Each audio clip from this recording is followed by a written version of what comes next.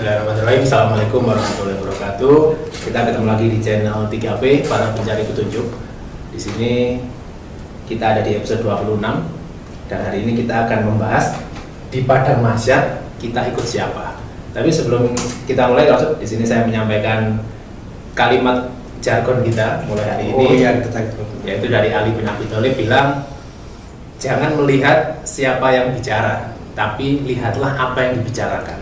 Sip, karena ada juga keterangan seperti terimalah ilmu walau dari anak kecil sekalipun, terimalah ilmu walau dari orang paling bodoh sekalipun. Jadi ilmu itu bisa datang dari mana saja, karena Allah memberi ilmu lewat manusia itu tidak harus dari tokoh-tokoh pujaan kita, bisa saja dari bahkan Nabi Adam dapat ilmunya dari burung gagak. Iya, untuk mengubur kita semua dikubur kan ilmunya burung gagak. Jadi ya ilmu itu bisa dari mana saja. Nah, terus tergantung kita sendiri mau menangkap hikmah itu apa enggak. Oke, kita mulai kasus. Di sini kita akan bahas di padang mahsyar nanti kita ikut siapa, karena ini menurut saya vital sekali, karena ini urusan Pasti kita akan ke sana. pasti kita akan ke sana. Di bumi dulu, Pak. Padang mahsyar itu adalah bumi yang diratakan, nggak ada laut, nggak ada lembah, nggak ada gunung. Semua manusia dari awal sampai akhir, Dari zaman Nabi Adam sampai generasinya, nggak tahu berapa ratus miliar kalau dijumlahkan. Jadi harus rata, diadili itu ya. Iya, ya. Sekali kita salah melangkah, di sana bisa ribuan tahun nyasar. Ya, walau jutaan tahun bisa. Oke, di sini kita pakai dasarnya tetap kita pakai Al-Quran. Di sini kita akan mulai dari surat Al-Isra. Di sini saya bacakan dulu ayat 71 dan 72. Di sini saya bacakan artinya langsung ya. Ingatlah pada hari ketika kami panggil setiap umat dengan pemimpinnya. Maka siapa yang diberi catatan amal dari tangan kanannya, mereka akan membaca catatannya dengan bahagia dan mereka tidak akan dirugikan sedikit pun. Itu yang 71, yang 72. Siapa yang buta hatinya di dunia ini, di akhirat pun pasti buta dan lebih tersesat jalannya. Nah, seperti yang kita bahas tadi kan, Saudara. Di bumi saja dia mata hatinya buta, di akhirat lebih buta lagi. Karena pakai hati ini. Kira-kira ayat ini gambarannya seperti apa? Sebagaimana yang pernah saya baca dalam banyak tulisan, itu kan di padang mahsyar itu bumi yang dihilangkan gunungnya, lembahnya, lautnya ya, nggak tahu kayak apa, kayak namanya padang ya. Dibangkitkan semua manusia seluruh generasi, entah berapa ratus miliar seluruhnya anak cucu Nabi Adam. Sana dia bangkit, terus masing-masing kelompok manusia tadi sesuai dengan zamannya, dan di tiap zaman itu sesuai dengan pemimpinnya. Dia akan melihat pemimpinnya. Mungkin selama di dunia ini. Iya, pemimpin yang diakui yang paling bisa membawa dia pada suatu kebenaran gitu ya. Yang misalnya ada seorang muslim mengikuti, katakan ya, yang ngetop siapa orang? Imam Syafi'i ya, Imam Syafi'i. Katakan dia bangkit mengikuti Imam Syafi'i. Imam Syafi'i diikuti terus, maksudnya juga diikuti banyak pengikutnya juga sekian zaman. Sampai pada suatu titik, karena Imam Syafi'i mengikuti cahaya Rasulullah, yang di belakangnya tadi yang juga sama ngikuti kayak Imam Syafi'i, ikut karena ngikutin cahayanya Nabi tadi, dan yang di bawah Nabi tadi, ya kan bisa masuk ke situ.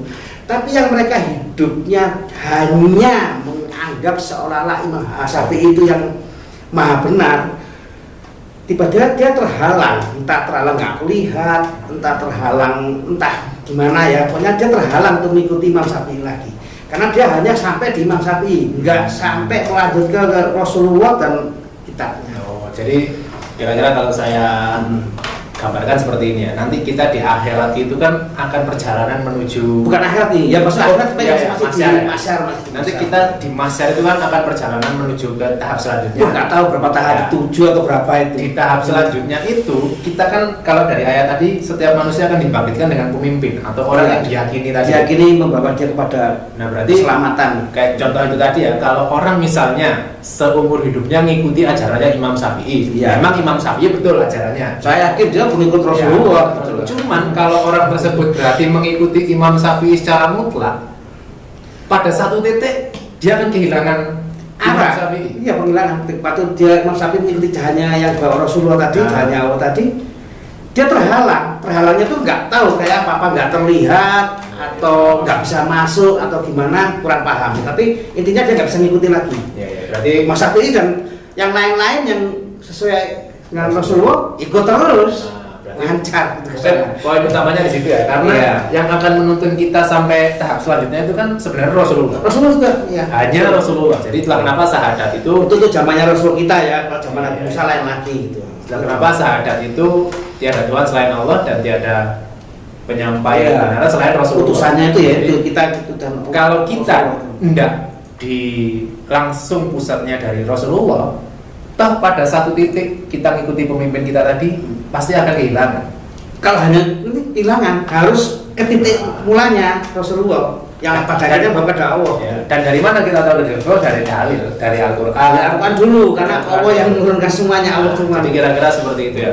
Jadi siapa yang kita ikuti itu akan berdampak pada nasib kita nanti di masyarakat seperti apa. Iya. Kalau yang kita ikuti adalah tokoh-tokoh yang tokohnya saja, mereka mengarang mau ya, saya yakin ahli surga itu. Cuma yang ngikuti kan, nah, lihat siapa, hanya sampai di titik Imam Syafi'i saja ya selesai, ya sampai di situ aja. Karena Imam Syafi'i masuk dalam cahaya Allah, jadi terhalang. Jadi Imam Syafi'i di sana, Imam Syafi'inya sudah ke rombongan Nabi. Iya. Kita yang ikuti Imam Syafi'i ini, memang Imam Syafi'inya betul. Cuma pasti kehilangan karena waktu masuk ke cahaya Nabi tadi, Imam Syafi'inya hilang dan luruh dalam kehendaknya pimpinannya Rasulullah. Yang di belakangnya yang tadi cuma dukung-dukung Imam Syafi'inya saja terhalang dia. Ada kan di Quran ada di apa itu ya, ada yang terhalang. Apalagi ada yang di ayat Quran itu satu harinya di sana itu seperti 1000 tahun di dunia. Ini sebenarnya tadi kita bilang ini vital sekali karena sekali kita salah memilih, sekali kita salah memilih tokoh, imam pemimpin, keyakinan pemimpin dia. Pemimpin yang bawa kita pada keselamatan di alam sana. Bayangkan kita kalau sampai tidak ikut rombongannya Nabi untuk ke tahap selanjutnya, kita ikut siapa? Ya terbutakan sih. Nyasarnya berapa tahun? Ya contohnya kayak di Al-Maidah itu. Oh iya, contohnya seperti apa? Nah itu kan banyak di zaman kita tuh ribut gimana wudu. Setiap imam mazhab sudah ngasih jalan yang wajib yang sesuai dengan Al-Maidah ayat 6. Yang lain-lain itu cuma tambahan. Ya maklum ya, dulu kan berbeda kayak kita cuci kaki, cuci tangan segala macam ya. Dulu Rasulullah mau wudu, dia bersihin apa yang tentunya nggak disebutkan di Quran. Itu memang persiapan wudu. Jadi wudu itu ada dua tipe ya, ada dua bagian. Satu persiapan wudu, yang kedua wudunya. Kita yang cuma ngikuti kata kiai, kata ulama, kata apa, Imam Syafi'i gini, Hanafi gini, tapi nggak pernah lihat Quran di Al-Maidah ayat 6. Poinnya di situ ya. Iya. Jadi itu nantinya khawatirnya hanya masalah gini saja. Khawatirnya nanti di padang mahsyar itu aku pengikutnya Hanafi kok, pengikutnya Syafi'i kok, ikut dia sampai pada suatu titik yang diikuti tadi sudah masuk cahayanya Rasulullah ya. Dia terhalang. Nggak tahu terhalangnya kayak apa, terhalang. Jadi di situ ya poinnya ya. Jadi saya harap teman-teman bisa nangkep. Jadi kalau tidak langsung bersumber pada Rasulullah lewat Al-Quran, kalau kita tidak pernah tahu dalilnya, walaupun wudhu kita mungkin seperti wudhunya Nabi, bener, tapi nggak ngikuti, tapi nggak langsung mana dalilnya. Tapi ikut tokoh A, tokoh B, ya sampai situ aja. Tokoh B-nya udah masuk untuk Nabi, kitanya terhalang nanti. Itulah kenapa kita bahas. Jadi semua ibadah kita, puasa kita, apa, lihat Quran. Sedangkan para penyampai itu hanyalah menyampaikan sebatas yang dia ketahui. Kan udah ada perbedaan. Saya jadi ingat gitu, saya pernah dengar di akhirat nanti ya, di masyarakat atau di akhirat yang tahap manapun tidak akan berlaku katanya. Atau bahasa Jawa jari ini. Gak ada. Setiap orang. Jadi kita setiap kalau ditanya malaikat atau ditanya Allah langsung, nggak bisa kita pakai alasan kok katanya ini, nggak bisa. Itu kita yang ditanggung jawab loh, kok kita nurut katanya ini. Sama kita. Oh itu kata Imam Syafi'i. Begitu Mas Syafi'i sudah masuk ke cahayanya Nabi, lu itu urusanmu kan yang memberi jalan. Aku udah masuk, dia nggak masuk. Sama seperti kita. Mengikuti aku, aku ngikutin Nabi. Kalau kamu kok ngikuti aku, kayak ngikutin Nabi. Cuma tak bimbing sebelum kamu ke Nabi. Lah pentingnya karena nggak bisa kita di akhirat katanya. Kamu kok gini. Masa katanya ini, katanya organisasi apa loh? Itu yang sekelas Imam Syafi'i yang sudah jelas ikut Rasulullah. Iya. Apalagi tokoh-tokoh. Iya, wali ini, wali itu. Wali masih Wali bayang iya. sekarang kan kiai ini, kiai itu. Tapi kalau di zaman sekarang orang-orang malah ikutnya Organisasi ini pasti itu lebih rendah lagi, berarti lebih jauh lagi cahaya Rasulullah. Ya nggak tahu sengsaranya kayak apa. Padahal udah Islam dia, tapi belum mukmin karena belum beriman pada Allah, belum beriman pada kitabnya, belum beriman pada Rasulnya, baru beriman pada kiai.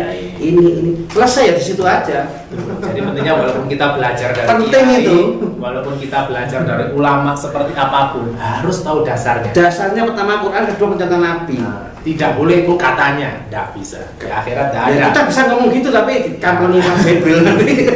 Di akhirat tidak akan berlaku. Termasuk kita seperti menyampaikan seperti ini, kita ini hanya penyampai. Nyampe aja, belum bener belum tentu. Mau dipercaya atau tidak, ya Silakan cek sama sendiri Quran. Qurannya. Quran itu cek, terus belajar sama banyak guru. Jangan hanya mazhab ini saja, Fanatik jangan. juga bahaya. Fanatik berarti kalau masuk di ayat ini kita akan dibangkitkan dengan orang yang kita fanatik. Iya, pemimpin itu tadi yang kita anggap bisa membuat jalan. Dan ini- padahal pemimpin itu mungkin orang yang Benar. musuh ya, benar ya. Titik-titiknya masuk cahaya, kita nggak bisa lihat karena cahayanya terlalu terang, kita gelap sudah. Dan ini saya harap teman-teman juga paham yang dimaksud ini pemimpin bukan apa skala kecil ya. Bukan apa ya, mungkin yang Termasuk bawa kebenaran. misalnya contoh artis yang kita puja-puja itu termasuk pemimpin kita kalau kita meyakini Iya. semua omongan dia Dia artis dia, wih bener ini udah haji, ini dan begini. itu masuk di zaman sekarang tuh saya lihat sosial media itu banyak sekali yang kayak gitu.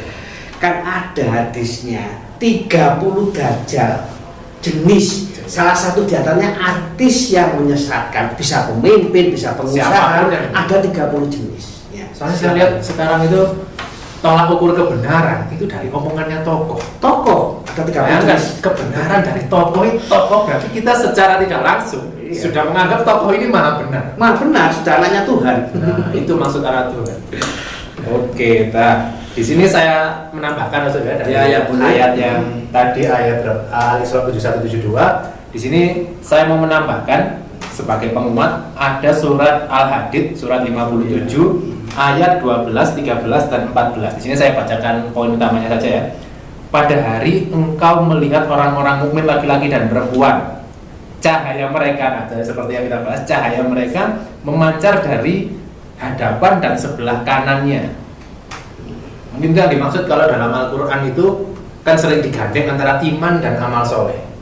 Iman Iman mungkin di cahaya yang dari kita, karena nanti di padang masa itu gelap, tidak ada cahaya sama sekali. Iya. Yang ada cahayanya hanya iman dan amal soleh, cahaya dari diri kita dan di sebelah kanan kita. amal soleh kita, perbuatan baik kita. Pada hari itu orang-orang munafik, nah ini tadi laki-laki dan perempuan berkata kepada orang-orang beriman.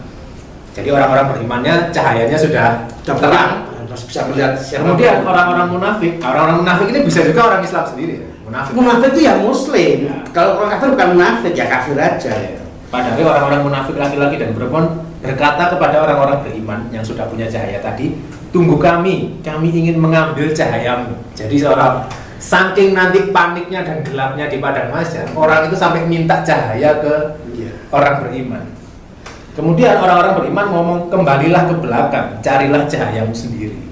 Bayangkan kayak gitu ini padang mahsyar. Saya nggak bisa bayangkan ya, kita punya cahaya, seseorang punya cahaya, sebelahnya nggak bisa melihat apa-apa. Nah, bayangkan itu. Dan yang punya cahaya seterang apapun nggak bisa memberikan. Nah, itu gambaran di bumi belum ada contoh kayak Belum, gitu. kalau kita bawa senter satu semuanya bisa terang ya. Di padang mahsyar nanti jajar keliling cahaya kita ya kita sendiri yang iya, pakai. hanya bisa kita yang pakai. Orang lain yang lihat loh kok cahaya pas diminta Kalau punya cahaya nggak minta bisa. nggak bisa.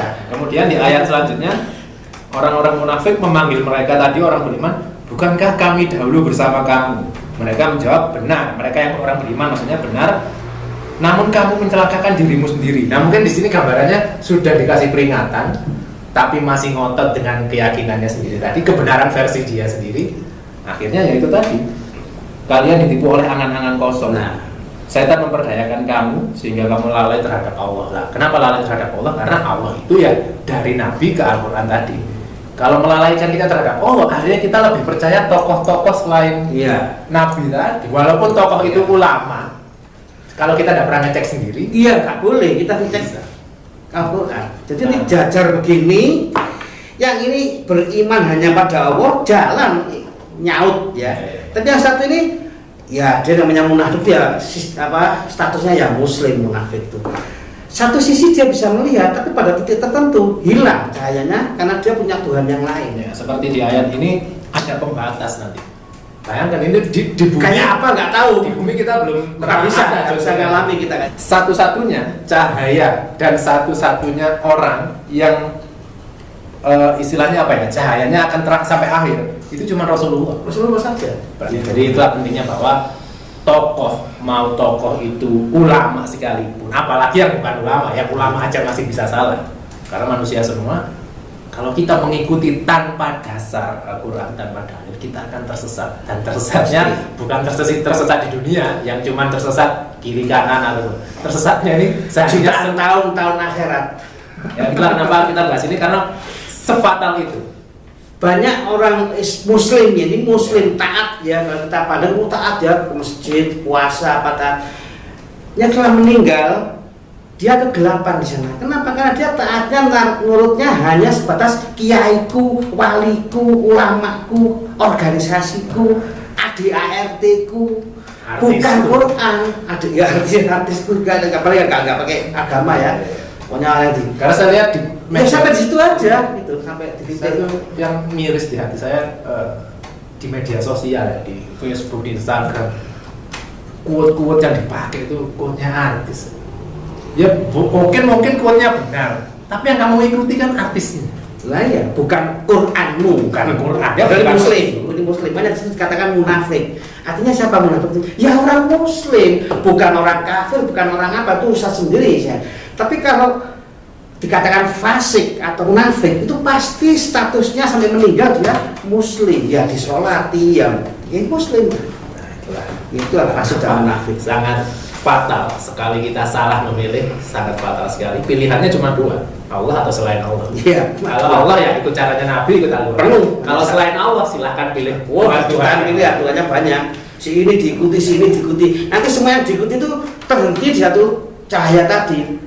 Gak ikut cahaya dia gak bingung, kita ikut bingung. Tapi kalau ikut satu pada Allah, walaupun yang diikuti banyak, semuanya menyatu pada cahaya yang dibawa Rasulullah tadi. Alhamdulillah bisa masuk. Ya insya Allah selamat. Harus satu-satunya, harus satu-satunya ke Quran, karena Quran langsung dari Rasulullah langsung dari Allah. Cuma itu saja. Terserah. Oh ya, satu lagi, apapun yang kita bicarakan di sini belum tentu benar, silakan cek sendiri Qurannya. Ya. Kita kan seperti tadi, kita hanya penyampai, mungkin kita ada salahnya, silakan cek sendiri Qurannya. Ya. Jaga jaminan yang kami katakan itu benar, tetapi untuk motivasi Anda agar baca lagi Quran, belajar lagi banyak orang. Jangan pilih-pilih, oh itu mazhab itu aku hanya mazhab ini. Sudahlah. Saya jadi ingat ada satu, saya lupa hadis atau apa ya. Malaikat itu sampai ngomong gini. Saya lupa di Quran atau di hadis, malaikat sampai bilang, bukannya kamu ada Al-Quran. Sampai malaikat itu sampai bingung. Bukannya kamu ada Al-Quran, kenapa kamu bisa masuk neraka? Katanya seperti itu. Banyak malaikat heran. Ngakunya muslim, petunjuknya sudah petunjuk. Kaget loh. Petunjuk langit loh.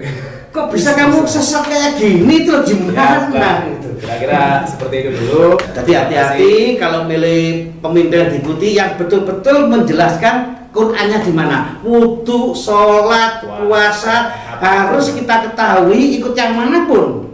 Kita ketahui dalilnya ada. Mana yang kalau berbeda, mana yang paling kuat kita yakini lakukan. Nggak usah mencela yang berbeda. Karena kita sama-sama butanya nunggu Imam Mahdi, barangkali nanti kita bisa dibimbing semua sama. Sebelum Imam Mahdi turun, masalahnya pasti berbeda. Apa sebelum Imam Mahdi turun kita masih selamat? Kita jangan fokus sana salah sesat. Kita ya kira-kira seperti itu. Terima kasih. Tetap saksikan episode sebelumnya. Karena sebenarnya omongan kita ini di episode sebelumnya sudah dibahas juga. Ada nyambung ya.